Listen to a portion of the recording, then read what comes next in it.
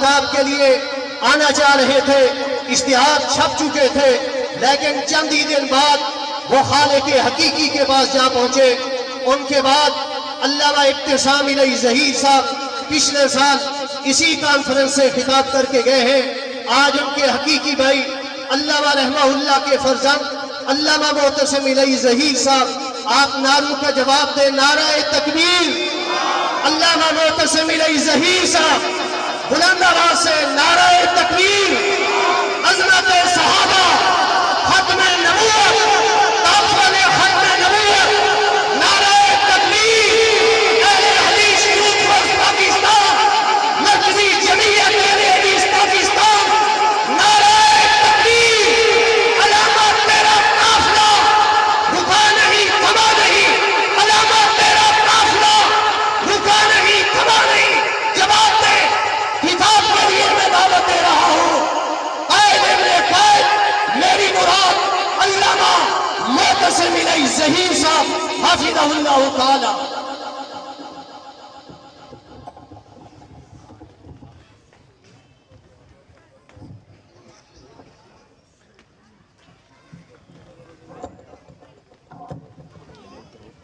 نحمدہ ونصلی علی رسولہ الکریم۔ بسم اللہ الرحمن الرحیم۔ یثبت اللہ الذین آمنوا بالقول الثابت فی الحیاۃ الدنیا وفی الآخرہ۔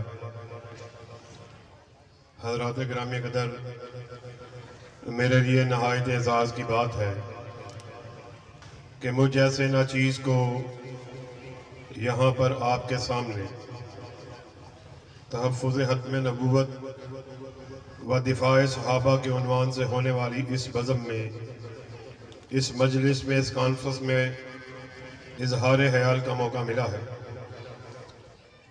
اسٹیج پر امیر پنجاب مولانا عبدالرشید حجازی صاحب بھی موجود ہیں، یاسین حیدر صاحب بھی موجود ہیں، اور دوسرے بہت سے خطبہ اور زعماء اور علماء موجود ہیں، اور مجھے ایک اور جگہ پروگرام پہ جانا ہے، لہذا میں زیادہ دیر ان خطبہ اور علماء کے درمیان حائل نہیں رہوں گا۔ حضرات گرامی قدر، جس عنوان سے اس بزم کو سجایا گیا،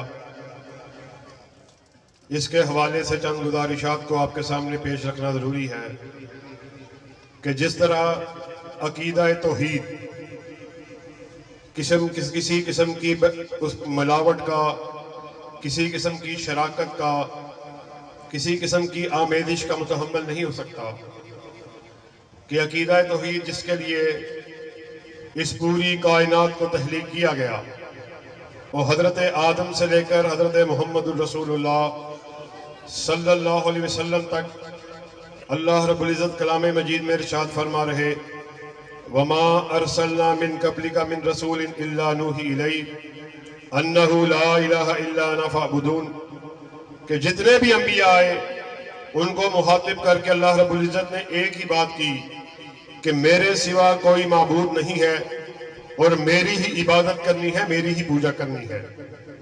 اور یہی وہ عقیدہ توحید ہے کہ جس کی وجہ سے کل آپ کے اور میرے نامہ اعمال کو تولا جائے گا، اور یہی وہ عقیدہ توحید ہے کہ جس کی وجہ سے آپ کی اور میری انشاءاللہ آمینہ کے لال حضرت محمد رسول اللہ صلی اللہ علیہ وسلم کل قیامت کو ہماری شفاعت کرنے والے ہیں۔ حضرت ابو ہریرہ رضی اللہ تعالیٰ عنہ نے آقا کائنات سے پوچھا کہ آقا آپ کل قیامت کو کن لوگوں کی شفاعت کو کرنے والے؟ آپ نے ارشاد فرما دیا کہ ایک آسمان سے آنے والا آیا اور مجھے یہ اختیار دیا گیا کہ میں اس بات پہ راضی ہو جاؤں، خوش ہو جاؤں کہ میری آدھی امت جنت میں چلی جائے، یا میں اس اختیار پر راضی ہو جاؤں کہ کل میں قیامت کے دن شفاعت کو کرنے والا ہوں، تو میں اپنی آدھی امت کے جنت پہ جانے پر اس پہ راضی نہیں ہوا، بلکہ کل قیامت کے دن شفاعت کے حق کو اختیار کر لیا، اور میں ہر اس شخص کی شفاعت کو کرنے والا ہوں جو عقیدہ توحید کو اچھی طرح سمجھنے والا اور اس پر عمل کرنے والا ہے۔ اور وہ عقیدہ توحید کیا ہے کہ حضرت معاذ رضی اللہ تعالیٰ عنہ ارشاد فرماتے ہیں کہ میں ایک دن آقا کائنات کی سواری کے پیچھے موجود تھا. آپ نے مجھے مخاطب کیا یا معاذ. میں نے کہا آقا میں حاضر. پھر کچھ دیر چلتے رہے. آپ نے پھر پکارا یا معاذ. میں نے کہا آقا میں حاضر. تیسری مرتبہ آپ نے پھر پکارا یا معاذ.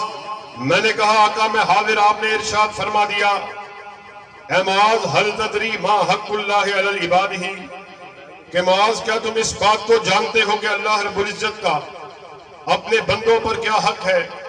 حضرت معاذ فرماتے ہیں میں نے کہا اللہ یا اس کے رسول بہترین جانتے ہوں گے، ان کو بہتر اس بات کا پتہ ہوگا کہ اللہ کا اپنے بندوں پر کیا حق ہے. تو آقا کائنات حضرت محمد الرسول اللہ صلی اللہ علیہ وسلم نے ارشاد فرمایا حق اللہ علی عبادہ ان یعبدوہ ولا یشرکوا بہ شیئا، کہ اللہ کا اپنے بندوں پر یہ حق ہے کہ وہ اس کی عبادت کریں اور اس کے ساتھ کسی کو شریک نہ ٹھہرائیں. پھر آقا کائنات نے پوچھا یا معاذ کہ اگر مسلمان بندے ایسا کریں پھر ان کا اللہ پہ کیا حق ہے؟ کیا آپ اس بات کو جانتے ہیں؟ میں نے ارشاد فرمایا اللہ اور اس کے رسول اچھی طرح جانتے ہوں گے. آپ نے ارشاد فرمایا اگر کوئی ایسا کرنے والا ہے، اللہ کی عبادت کو کرنے والا، اس کے ساتھ کسی کو شریک نہ ٹھہرانے والا، پھر یہ بندوں کا اللہ پہ حق ہے کہ وہ ان کو عذاب علیم میں مبتلا نہ کرے بلکہ جنت الفردوس میں داخل فرما دے. حضرات گرامی قدر یہ تمہیدی گفتگو آپ کے سامنے اس لیے رکھ رہا کہ جس طرح عقیدہ توحید اس بات کا متحمل نہیں ہے کہ اس میں کسی قسم کی ملاوٹ کو، کسی قسم کی آمیزش کو اس کے اندر شامل کیا جا سکے، شہریک ٹھہرایا جا سکے، یاد رکھو اسی طرح عقیدہ حق میں نبوت بھی اس بات کا متحمل نہیں ہے کہ اس میں کسی قسم کی شراکت ہو، آمیزش ہو، ملاوٹ ہو. اور مجھ سے قبل جناب محترم عبداللہ ناصر رحمانی حافظہ اللہ آپ کے سامنے اس بات کو رکھ رہے کہ اس عقیدہ حق نبوت کی ہم کیا بات کریں کہ جس کے بارے میں عرش والا خود ارشاد فرما رہا کہ تمام انبیاء کی ارواح کو اکٹھا کیا. ارشاد فرمایا سن لو میں تمہیں مسند امامت پر بٹھانے والا، میں تمہیں حلت نبوت کو اڑھانے والا، میں تمہیں تاج نبوت کو عطا کرنے والا، مگر سن لو پھر رسول آ جائے، پھر کسی نے کالی کملی والے کے آ جانے کے بعد اپنی بات کو کیا چاہے وہ کتنا ہی بڑا نبی کیوں نہ ہو، فمن تولی بعد ذلک فاولئک هم الفاسقون، کہ اس کا نام دفتر نبوت سے کاٹ کے فاسقوں میں لکھ دیا جائے گا. اور پھر اسی پہ بس نہیں، ایک اور طریقے سے اللہ رب العزت نے ہمیں سمجھا دیا. معراج کی رات ساتوں آسمانوں کی سیر کرتے ہوئے آمینہ کے لال جب مسجد اقصی پہنچے، ہاں اسی مسجد اقصی کہ جہاں پر آج آپ کی میری ماؤں بہنوں بیٹیوں کی عزتوں کو تار تار کیا جا رہا، اس مسجد اقصی پہنچے. حضرت جبرائیل امین آپ کے ہمراہ، آپ نے وہاں بہت سے خوبصورت اور نورانی چہرے والوں کو دیکھا. حضرت جبرائیل سے استفسار کو کیا جبرائیل یہ خوبصورت اور نورانی چہرے والے کون لوگ آئے ہوئے؟ آقا آدم سے لے کر عیسیٰ تک 1,24,000 انبیاء آئے. جبرائیل یہ یہاں پر کیوں آئے؟ آقا یہ یہاں پر نماز کو ادا کرنے کے لیے آئے. جبرائیل یہ یہاں پر نماز کو ادا کیوں نہیں کرتے؟ آقا انہیں اپنے ایمان کا انتظار ہے. جبرائیل ان کا ایمان کون ہے؟ جبرائیل امین نے آقا کائنات کو قاعدہ اقدس سے پکڑا، مصلی امامت پر کھڑا کر دیا اور ختم نبوت کے اوپر مہر کو لگا دیا کہ آپ خاتم الانبیاء، آپ کے بعد کوئی نبی نہیں آنے والا. اور ساتھیوں اس نقطے کو بھی آپ کے سامنے محترم شیخ رکھ رہے کہ ختم نبوت کے تسلیم کرنے کے 2 تقاضے. ایک تو قطعی طور پر جو اس کے معنی کے اعتبار سے کہ آپ کے بعد کوئی بھی نبی آئے، کوئی بھی نبوت کا دعویٰ کرنے والا آئے، وہ جھوٹا ہوگا، لعنتی ہوگا. اور یاد رکھو اللہ کے فضل و کرم سے اہل حدیثوں تمہاری تاریخ بڑی تابناک، بڑی روشن، بڑی چمکدار، سنہرے حروف سے لکھے جانے کے قابل، خاص طور پر برِ صغیر میں جب انگریزی سامراج نے مسلمانوں کے اسی عقیدہ ختم نبوت کے اندر دراڑ کو ڈالنے کے لیے، تفرقے کو پیدا کرنے کے لیے پنجاب کے ضلع گرداسپور کے قصبہ قادیاں میں مرزا غلام احمد قادیانی کو اپنا اعلی کار بنایا کہ اس کو استعمال کر کے مسلمانوں کے عقیدہ ختم نبوت کے اندر نقب کو لگایا جا سکے، دراڑ کو ڈالا جا سکے، اور وہ بخوبی انگریزی سامراج کا ایجنٹی کے طور پر بخوبی کردار ادا کرتا رہا اور اپنے آپ کو ان کا اعلی کار ثابت کرتا رہا۔ پہلے اس نے مبلغ اسلام بن کر، بہروپیہ بن کر لوگوں کو بہلایا، لوگوں کو پھسلایا، مگر راز کھلا، بھید کھلا۔ کچھ عرصہ بیت جانے کے بعد اس نے مسیح موعود ہونے کا دعویٰ کیا، پھر مہدی معبود ہونے کا دعویٰ کیا، اور 1901 میں خاتم النبیین نبوت کا دعویٰ کر بیٹھا۔ ساتھیو، ایسے وقت میں اللہ کی قسم کوئی اور نہیں بلکہ اہل حدیثوں کے سرخیل محمد حسین بٹالوی میدان عمل میں اترے، اور سب سے پہلے برِ صغیر میں تکفیر کا فتویٰ جنہوں نے اپنے استاد محترم سید محدث نذیر حسین دہلوی سے فتویٰ تکفیر کے اوپر دستخط کو کروایا، 200 سے زائد علماء برِ صغیر میں جا کر ان سے دستخط کو کروایا اور اس فتویٰ تکفیر کو جاری کیا۔ اور پھر اس کے بعد آپ کے اور میرے ماتھے کے جھمر جناب فاتح قادیاں مولانا ثناء اللہ نصری، انہوں نے مرزا غلام احمد قادیانی کا جھوٹی نبوت کے دعوے دار کا اس شدت سے تعاقب کیا، اس جرأت سے تعاقب کیا، اس استقامت سے تعاقب کیا کہ اس کے گھر قادیاں اس کے گھر کے باہر پہنچے، اس کو مناظرے کے لیے للکارا، مگر مرزا لعین اور بزدل مناظرے کے لیے باہر نہ آ سکا۔ اور جناب مولانا ثناء اللہ نصری اس استقامت اور اس مسلسل ہمت کے ساتھ مرزا کے تعاقب میں رہے کہ مرزا بوکھلا اٹھا۔ یہاں پر میرے نوجوان ساتھی مجھے نظر آ رہے، بہت سے اہل حدیث کی تاریخ سے اچھی طرح واقف، مگر میں اپنے نوجوانوں کو اور اپنے بزرگوں بوڑھوں کو تجدید عدم کے لیے بتلا دینا چاہتا ہوں۔ آپ نے مرزا کا اس شدت سے تعاقب کیا کہ مرزا ہڑبڑا اٹھا، بوکھلا اٹھا، گھبرا اٹھا، اور ادھد ایک آخری فیصلہ کے عنوان سے ایک رسالے کو جاری کیا۔ عنوان رکھا آخری فیصلہ، اور مرزا اس رسالے میں لکھتا ہے، جھوٹا سچے کی زندگی میں موت پائے۔ اور یاد رکھو، پھر چشم فلک نے دیکھا کہ مرزا اپنے ادھد جاری کیے ہوئے رسالہ آخری فیصلہ کی پیداش میں اس رسالے کے شائع ہونے کے ٹھیک 1 سال کے بعد جہنم نصیب ہو جاتا ہے، اور آپ کے اور میرے ماتھے کے جمر مولانا ثناء اللہ نصری مرزا کی وفات کے 40 برس تک اس دنیا میں حیات رہے۔ اور ساتھیوں، یہ اہل حدیثوں کی ایک لمبی فہرست ہے، طویل فہرست ہے کہ جب جب ختم نبوت کے اوپر ڈاکہ ڈالنے کی بات کی گئی، تب تب آپ کے اور میرے اسلاف انہوں نے قرون اولیٰ کے اسلاف کی روایات کو زندہ رکھ دیا۔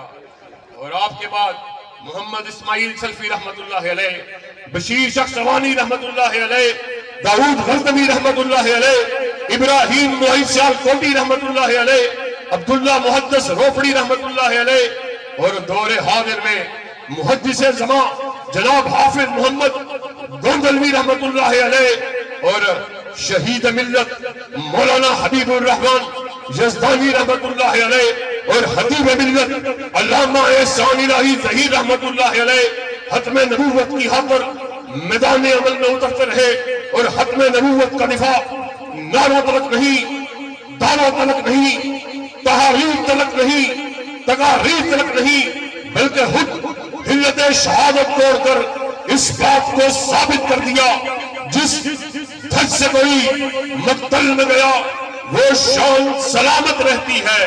یہ جان تو آنی جانی ہے، اس جان کی کوئی بات نہیں۔ نعرہ تکبیر! اللہ کے فضل و کرم سے علامہ شہید کی ساری زندگی آپ لوگوں کے سامنے روشن کتاب کی طرح کھلی، اور مجھے ایسے موڑ پر علامہ شہید کے وہ تاریخی الفاظ یاد آ گئے. چنیوٹ کے وسیع و عریض میدان میں بابا شہید نے خطاب کرتے ہوئے یہ تاریخی الفاظ کہے تھے, لوگوں سن لو, آج کے اس گئے گزرے دور میں ختم نبوت کے اگر کوئی صحیح رکھوالے اگر ہیں تو اہل حدیثوں وہ تم ہو. تم نے ظاہری نبوت کا اعلان کرنے والوں کو بھی روکا اور باطنی نبوت کے اعلان کرنے والوں کو بھی ٹوکا ہے. اور اللہ کے فضل و کرم سے آج احسان الہی ظہیر کے روحانی اور جسمانی بیٹے احمد پور شرقیہ میں اس بات کا اعلان کرنے کے لیے آئے کہ ہم بیدار ہو کر چکنے ہو کر بیٹھے, تیار ہو کر بیٹھے, اور اس وقت تلک چین سے نہیں بیٹھیں گے جب تلک وطن عزیز میں ختم نبوت کے جھنڈوں کو گاڑ نہیں دیا جاتا. ختم نبوت کے جھنڈوں کو گاڑنے کے لیے تیار ہو. ذرا ہاتھوں کو بلند کر کے قائدین کے سامنے بلند آواز سے کہو, ختم نبوت کے جھنڈوں کو گاڑنے کے لیے تیار ہو. ایک تو یہ معنی جو مجھ سے قبل شیخ محترم بھی آپ کے سامنے رکھ رہے, ایک تو ختم نبوت کے حفاظت کے حوالے سے اس کے معنی یہ ہے کہ آپ کے بعد کوئی بھی اگر دعویٰ نبوت کرے گا وہ جھوٹا ہو سکتا ہے, لعین ہو سکتا ہے, زندیق ہو سکتا ہے, مگر نبی نہیں ہو سکتا. اور دوسرے معنی کو آپ کے سامنے شیخ محترم نے رکھا کہ یاد رکھو. پھر بابا شہید کے الفاظ کس موڑ پہ یاد آئے. اسی تقریر میں آپ نے خطاب کرتے ہوئے کہا تھا کہ ختم نبوت پر ڈاکہ ڈالنے کا چور دروازہ ان باطنیوں نے کھولا جنہوں نے آقائے کائنات کی عصمت کو چھین کر کسی اور کو بھی معصوم بنایا تھا. مطلب کیا ہے, معنی کیا ہے؟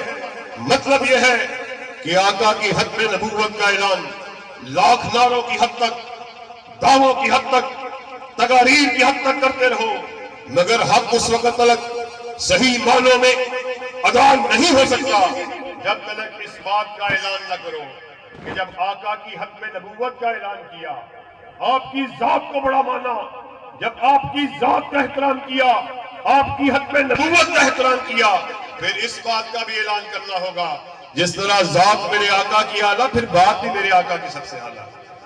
پھر یہ ختم نبوت کا حق ادا نہیں ہوا کہ آقا کی ختم نبوت کے اعلان کے تو دعوے دار ہیں, نعرہ تو لگا رہے, تقریر تو کر رہے, سن رہے, نعرے کا جواب دے رہے, خطابت کو سن کر واہ واہ بھی کہہ رہے, اور اٹھ کر اپنے گھروں کو چل دیے. نہیں نہیں, اللہ کی قسم, ختم نبوت کا حق اس وقت ادا ہوگا جب اس نعرہ رستاخیز کو بلند کیا جائے گا. کائنات کے لوگوں سن لو, ہمارے سر کا مالک عرش کا خدا, ہمارے دل کا مالک مدینہ کا مصطفیٰ, جس طرح ہمارا سر وحدہ لا شریک کے آستانے کے علاوہ جھک نہیں سکتا, اسی طرح ہمارا دل کالی کملی والے کی محبت کے علاوہ دھڑک نہیں سکتا. نعرہ تکبیر, نعرہ تکبیر, عظمت مصطفیٰ, تاجدار ختم نبوت. پھر لا ختم نبوت کے نعرے لگاتے رہو. جگہ جگہ سٹیج کو سجایا گیا. یہ پچھلا مہینہ ماہ ستمبر ہم نے اس حوالے سے بطور گولڈن جوبلی بنایا کہ پاکستان میں ستمبر میں 50 برس بیت گئے کہ مرزا نعیم کو آج سے 50 برس پہلے ملک میں آئینی طور پر, قانونی طور پر مرزا اور اس کے پیروکاروں کو نان مسلم, غیر مسلم قرار دیا گیا. جگہ جگہ سٹیجوں کو سجایا گیا. میرے بریلوی بھائی نے بھی اسٹیج کو سجایا ختم نبوت کے لیے. میرے دیوبندی بھائی نے بھی اسٹیج کو سجایا, اور اہل حدیث نے بھی اپنے اسٹیج کو سجایا. ختم نبوت کی تقاریر کو کیا گیا, دعووں کو کیا گیا. یاد رکھو, یہ اسٹیج, یہ جلسے, یہ نعرے, یہ تقاریر ادھوری جب آقا کی بات ہو. تو نے ختم نبوت کے نعرے کو بھی لگایا, مگر یہ بات کہتا ہوا بھی نظر آیا کہ آقا کی بات تو ٹھیک ہے, آقا کی ختم نبوت کی بات بھی ٹھیک ہے, لیکن جناب جب آقا کی حدیث کی بات ہے, آقا کے فرمان کی بات ہے, آقا کے قول کی بات ہے, وہ مولوی صاحب وہ یوں چوں چنانچہ اگرچہ مگرچہ, آقا کی بات تو ٹھیک ہے مگر فلاں مسئلے میں میرے مولوی کی یہ رائے ہے، میرے شیخ کا یہ قول ہے، میرے مفتی کا یہ فتویٰ ہے، میرے امام کا یہ قول ہے، یاد رکھو تو اپنے دعوی ختم نبوت میں جھوٹا سچا تب ہوگا جب اس بات کا اعلان کرے اللہ کی قسم کائنات میں ہر شخص غلطی کھا سکتا ہے، تو بھی غلطی کھائے، میں بھی غلطی کھاؤں، تیرا پیر بھی، فقیر بھی، صدیق بھی، مفتی بھی، امام بھی غلطی کھائے۔ غلطی سے پاک اگر کسی کو بنایا، اللہ نے تنہا آمینہ کے لال کو بنایا ہے۔ آسمان سے ندا آئی وما ينطق عن الهوى ان هو الا وحی یوحی، ناطق وحی اپنی مرضی سے بولتے ہی نہیں، وہ جب بھی بات کرتے ہیں رضائے خداوندی سے بات کرتے ہیں۔ پھر یہ کیسی دعوی ختم نبوت ہے کہ جب آقا کی حدیث کی بات آئے، آقا کے فرمان کے ماننے کی بات آئے، پھر اپنے چہروں کو زمین کی طرف جھکا لیتا ہے اور عقیدت کا دعویٰ، محبت کا دعویٰ، آقا کی منقبت کو، آپ کی رفت کو، آپ کی بڑائی کو بیان کرنے کا دعویٰ، اور ہم پہ الزام ہے جی اہل حدیث جو ہے یہ گستاخ ہے، جی گستاخ۔ ہماری ذرا گستاخی کو آج احمد پور شرقیہ میں سمجھ کے جانا ہے۔ ہم نے یہ گستاخی کی ہے کہ ہم نے اس بات کا اعلان کر دیا کہ ہماری نگاہوں میں اب کوئی دوسرا جچتا ہی نہیں ہے۔ ہم نے اس چہرے کو دیکھا ہے اللہ کے فضل و کرم سے، اب کوئی دوسرا ہماری نگاہ میں جچتا ہی نہیں۔ یہ تمہاری کیسی محبت ہے، یہ تمہارا کیسا دعویٰ ہے کہ آقا کی حدیث کی بات کو ماننے کا وقت آئے، آپ کے فرمان کا وقت آئے، نعرے لگانے میں آپ پیش پیش ہیں، دعوے کرنے میں آپ پیش پیش ہیں۔ یہ ربیع الاول کا مہینہ آپ کے سامنے گزرا، یہ بھی چند دن پہلے اختتام پذیر ہوا۔ آقا کی عقیدت، آپ کی محبت کے نام پر آپ نے دیکھا کیسی کیسی حرفات کو جنم دیا گیا، ڈھولک کی تھاپ پر رقص و سرود کی محفلوں کو سجایا گیا، چراغاں کو کیا گیا، روشنیوں کو کیا گیا، اور انڈین گانے، فحش گانوں کی دھنوں پر، اللہ کی قسم فحش گانوں کی دھنوں پر آقا کا نام نامی لیتے ہو اور دعوی عقیدت کرتے ہو، دعوی محبت کرتے ہو، اور ہمیں الزام دیتے ہو کہ یہ گستاخ رسول ہے۔ تم فحش گانوں کی دھنوں پر آقا کے نام نامی کو لینے والے اور ہمیں الزام دینے والے کہ یہ گستاخ رسول ہے۔ اور ذرا اہل حدیث کے اسٹیج سے اہل حدیث کا عقیدے کو ذرا سمجھ کے جانا ہے۔ امام مسلم میں، صحیح مسلم میں اس بات کو نقل کیا، حضرت ثوبان رضی اللہ تعالیٰ عنہ ارشاد فرماتے ہیں کہ ایک دن ایک یہودی عالم آقا کائنات کی خدمت میں حاضر ہوا، اس نے آپ کو پکارا، السلام علیکہ یا محمد صلی اللہ علیہ وسلم۔ حضرت ثوبان فرماتے ہیں میں پاس کھڑا تھا، میں نے یہودی کو اس زور سے دھکا دیا، قریب تھا وہ زمین پہ گر جاتا، اور پکار کر بولا تمہیں شرم نہیں آتی مسلمانوں کے رسول، ان کے پیغمبر کا نام، ان کا نام لے کے پکارتے ہو، نہ کوئی سابقہ، نہ کوئی لاحقہ، نہ کوئی درود اپنے اسلام کی۔ یہ تو آقا سے عقیدت ہے، یہ تو آقا سے محبت ہے۔ یہ تمہاری کیسی عقیدت ہے کہ ڈھولک کی تھاپ پر اور موسیقی کی دھنوں پہ آقا کے نام نامی کو لیتے ہو اور کہتے ہو ہمیں آقا سے محبت ہے۔ محبت تب پوری ہوگی، دعویٰ تب پوری ہوگا۔ حجازی صاحب مجھے ذرا کہنے دیجئے، ڈنکے کی چوٹ میں یہ بات یہاں کہہ دینا چاہتا ہوں، اہل حدیثوں تمہیں تمہارا اہل حدیث ہونا مبارک ہو کہ تم کائنات کا وہ واحد گروہ ہو جس نے اس بات کا اعلان کیا، کائنات کے باسیوں سن لو، ہم تمہیں اپنے بڑے کی بڑائی کی طرف نہیں بلاتے، کسی سردار کی سرداری کی طرف نہیں بلاتے، کسی جاگیردار کی جاگیر کی طرف نہیں بلاتے، ہمارا یہ درہ امتیاز ہے، ہم کائنات کے باسیوں کو یورپ کے قرآن کی طرف بلاتے ہیں یا کالی کملی والے کے فرمان کی طرف بلاتے ہیں۔ نعرہ تکبیر، نعرہ تکبیر، مسلک اہل حدیث، مقام مصطفیٰ، عظمت صحابہ، تاجدار ختم نبوت، علامہ صاحب قدم بڑھاؤ، علامہ صاحب قدم بڑھاؤ، نعرہ تکبیر۔ اور اللہ کے فضل و کرم سے یہ بھی ہمارے اسٹیج کا درہ امتیاز ہے، ہم لوگوں کو قصے، کہانیاں، کہاوتیں اور بن گھڑت قصے، روایتیں سنانے کے لیے نہیں آتے، یہ ہمارے اسٹیج کا درہ امتیاز ہے۔ یہاں سے جب بھی بات ہوگی، مجھ سے قبل جتنے خطباء آئے، جتنے علماء آئے، میرے بعد جتنے بھی خطباء اور علماء آنے والے ہیں، اللہ کے فضل و کرم سے یہ ہمارا درہ امتیاز ہے. یہاں سے جب بھی بات ہوگی یا قال اللہ کی بات ہوگی یا قال رسول کی بات ہوگی، اور ہم اپنی طرف سے نہیں کہہ رہے.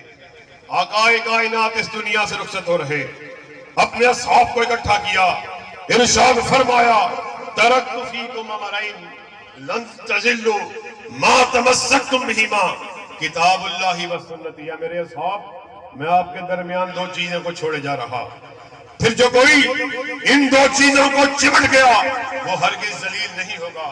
اصحاب رسول نے پوچھا آقا آپ کیا چھوڑے جا رہے؟ ارشاد فرما دیا ایک اللہ کی کتاب چھوڑے جا رہا، دوسرا اپنی سنت کو چھوڑے جا رہا. ساتھیو، اللہ کے فضل و کرم سے یہی اہل حدیث کی دعوت ہے، یہی اہل حدیث کا نظریہ ہے، یہی اہل حدیث کی سوچ ہے. ادھر حکم محمد ہو، ادھر گردن جھکائی ہو. یہ ہر جائی پن ہے، دعوی محبت کرنا، دعوی عقیدت کرنا، مگر آقا کی بات کے ہوتے ہوئے اپنے چہروں کو دوسری جانب پھیر لینا. اللہ کی قسم ہم ایسے جھوٹے دعووں کو ماننے والے نہیں. ختم نبوت کا یہ تقاضا ہے کہ جس طرح مانوی اعتبار سے اس بات کے نعرے کو لگایا جائے کہ آپ کے بعد کوئی نبی نہیں آئے گا، پھر اس نعرے کو بھی لگانا ہوگا کہ جس طرح آپ کی بات آپ کی ذات سب سے اعلیٰ، پھر آپ کی بات بھی سب سے اعلیٰ ہے.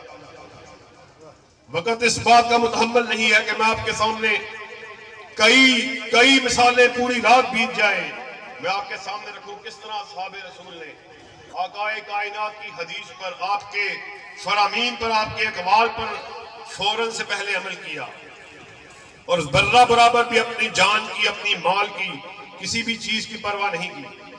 حضرت ابو سعید الخدری رضی اللہ تعالیٰ عنہ مسجد میں نماز کو ادا کرنے کے لیے آتے. خلیفہ مروان جمعے کا خطبہ دے رہا اور آرڈیننس جاری کیا ہوا کہ تم میں سے کوئی شخص بھی آئے جمعے کو ادا کرنے کے لیے، اس پہ لازم ہے کہ وہ فوراً سے پہلے دو زانو ہو کر میرے سامنے بیٹھ جائے، کوئی حرکت نہ کرے کہ مجھے جمعہ پڑھانے میں دشواری کا سامنا کرنا پڑتا. حضرت ابو سعید الخدری مسجد میں داخل ہوتے ہیں، نماز کو ادا کرنے کے لیے تکبیر کو کہا اللہ اکبر. خلیفہ مروان کے ہر کارے ان کے سپاہی دوڑے حضرت ابو سعید الخدری کو روکنے کے لیے کہ خلیفہ کا بڑا سخت آرڈیننس ہے، فرمان ہے، حکم نامہ ہے، یہ آپ کیا کرتے ہیں؟ آپ نے نماز کو جاری رکھا، سلام کو پھیرا، سپاہیوں نے مخاطب کیا ابو سعید تو نہیں جانتا خلیفہ مروان نے حکم جاری کیا ہوا کوئی بھی آئے فوراً سے پہلے زمین پر بیٹھ جائے. حضرت ابو سعید الخدری نے سنا، کہا اللہ کی قسم اپنی آنکھوں سے دیکھا، اپنے کانوں سے سنا. آمینہ کے لال جمعے کے خطبہ دینے کے لیے منبر پہ تشریف لائے. ایک شخص آیا، بیٹھا، آپ نے اٹھنے کا اشارہ کیا، آرڈیننس کو جاری کر دیا، حدیث کو جاری کر دیا. تم میں سے کوئی شخص بھی آئے جمعے کو ادا کرنے کے لیے، اس پہ لازم ہے 2 رکعت ادا کرے، پھر بیٹھے.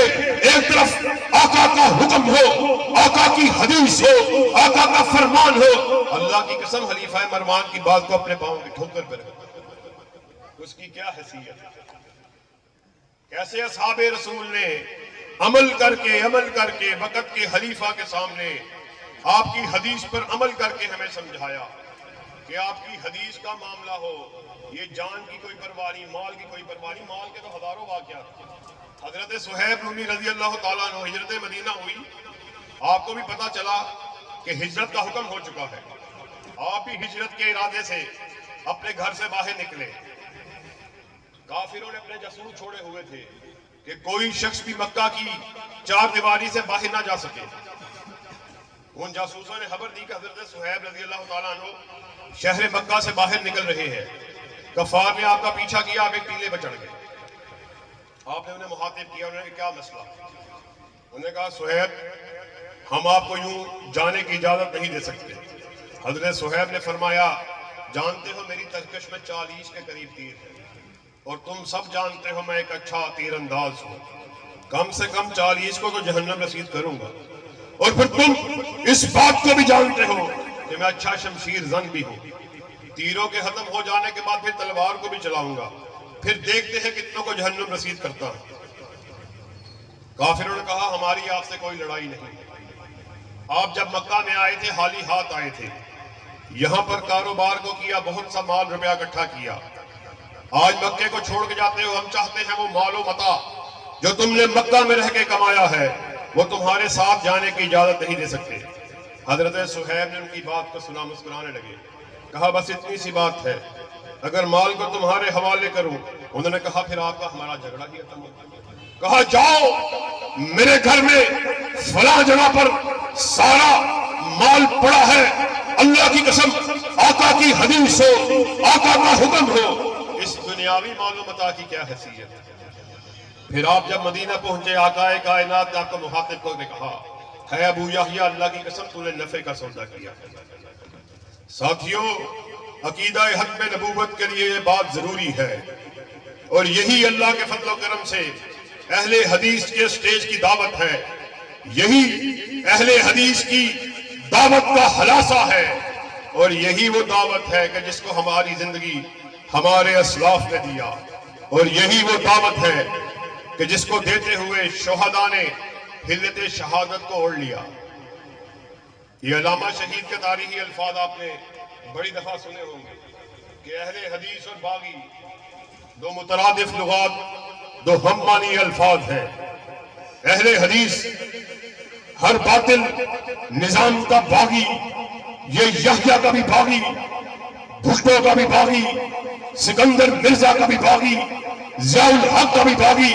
اور آج ہم انہی شہداء کی روایات کو آگے بڑھاتے ہوئے احمد پور شرقیہ میں اس بات کا اعلان کرنے کے لیے آئے، سن لو ہم باغی، ہم بازاری اور مداری آصف زرداری کے بھی باغی، روشن حیالی کے نام پر بے حیائی کو فروغ دینے والے عمران خان نیازی کے بھی باغی، قبر پرست مردہ پرست شریفوں کے بھی باغی. وفا اگر ہماری کسی کے لیے ہے، یا رب کے قرآن کے لیے ہے، یا کالی کمری والے کے فرمان کے لیے ہے. اور اللہ کے فضل و کرم سے مرکزی جمعیت اہل حدیث کے اسٹیج سے قال اللہ اور قال رسول کے جھنڈے کو تھامے ہوئے میدان عمل میں نکل چکے ہیں، اور انشاءاللہ اس وقت تلک چین سے نہیں بیٹھیں گے جب تلک ملک کے طول و عرض میں قال اللہ اور قال رسول کے جھنڈوں کو لہرا نہیں دیا جاتا. یہ کیا مذاق ہے؟ اسلامی ملک نے پاکستان کے ہم رہنے والے، اور جب پاکستان بنا نعرہ لگا پاکستان کا مطلب کیا؟ لا الہ الا اللہ. اور ایسی اسلامی مملکت کا چیف جسٹس ختم نبوت کے اوپر ایک اختلافی نوٹ کو لکھتا ہے. اللہ کی قسم ایک جج کی بات نہیں، 5 ججوں کی بات نہیں، 10 ججوں کی بات نہیں، چھوٹی عدالت کی بات نہیں، سیشن کورٹ کی بات نہیں، ہائی کورٹ کی بات نہیں، سپریم کورٹ کی بات نہیں، ایک چیف جسٹس کی بات نہیں، پوری دنیا کے چیف جسٹس اکٹھے ہو جائے، ختم نبوت کے اوپر اختلافی نوٹ کو لکھے. اللہ کی قسم اس اختلافی نوٹ پر اہل حدیث کے فرزند اپنے بوٹ کی ٹھوکر بنے والے. تم اسلامی مملکتیں کہ اپنے آپ کو چیف جسٹس بھی کہنے والے، اور پھر تم ختم نبوت کے اوپر اختلافی نوٹ کو لکھتے ہو. اللہ کے فضل و کرم سے مرکزی جمعیت اہل حدیث کے نوجوان، اس کے بچے، اس کے بڑے، اس کے نوجوان بیدار ہو کر بیٹھے ہیں، اور انشاءاللہ جب بھی ختم نبوت کے اوپر ڈاکہ ڈالنے کی بات ہوگی صف اول میں نظر آئیں گے. کیوں بھائی؟ مرکزی جمعیت کا ساتھ دینے کے لیے تیار ہو، ختم نبوت کے جھنڈوں کو لہرانے کے لیے تیار ہو، قائدین ختم نبوت کے لیے باہر آنے کا کہیں باہر آنے کے لیے تیار ہو. انشاءاللہ حیات باقی، بات باقی. وَأَقُولُ قَوْلِي هَذَا سُبْحَانَ رَبِّكَ رَبِّ الْعِزَّةِ عَمَّا يَصِفُونَ وَسَلَامٌ عَلَى الْمُرْسَلِينَ وَالْحَمْدُ لِلَّهِ رَبِّ الْعَالَمِينَ.